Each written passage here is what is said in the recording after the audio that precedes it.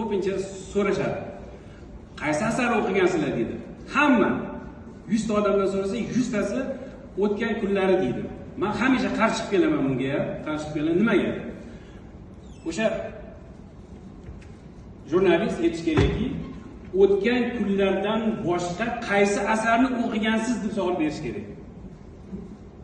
Meni fikrimcha, o'tgan kunlarda haqiqatan to'g'ri gapirishda o'qimagan o'zbek bo'lish kerak emas.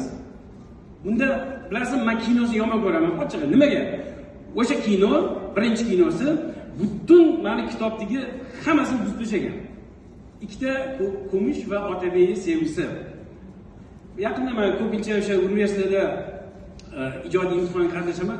Birinchi savol o'sha. O'tgan kunlarda nima yozilgan? Kumush va Otabekning sevgisi.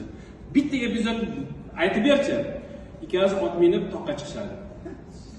Kino bu. To'g'rimi? Lekin kitobda mutlaqo boshqa narsa. Umuman boshqa narsa. Bir kitob o'qisanglar, o'sha Abdulqahhor bitta zo'r iborasi bor. Qazini qancha chaynasang mazasi chiqqanda, o'tgan kunlar qancha o'qisangiz shuncha mazasi chiqadi. Men buni nechinchi yil o'qiganim esimda yo'q, lekin zeriksam ikkita kitobim bor meni. Olaman javonimdan, duch kelgan joydan o'qiyman. Duch kelgan joydan. Birinchisi o'tgan kunlar, ikkinchisi Grand Monte Cristo. Bilmadim, duch kelgan joyda o'qiyman, 30 bet o'qiymanmi, 10 bet o'qiymanmi, o'sha qazini yegandek bo'laman. Yangi bir narsa olasiz. Shuning uchun men yoshlarga iltimos qilardim, o'qib chiqinglar buni. Ochig'i. O'qib chiqasiz, menga o'xshab keyinchalik 60 ga kirganingiz ham duch kelgan joydan olasiz.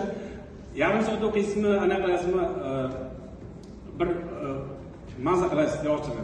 Yana bir narsa, baribir menga so'rasa o'sha jurnalistlar, qaysi joyi sizga yoqadisa, hammasi deyman, lekin eng oxirgi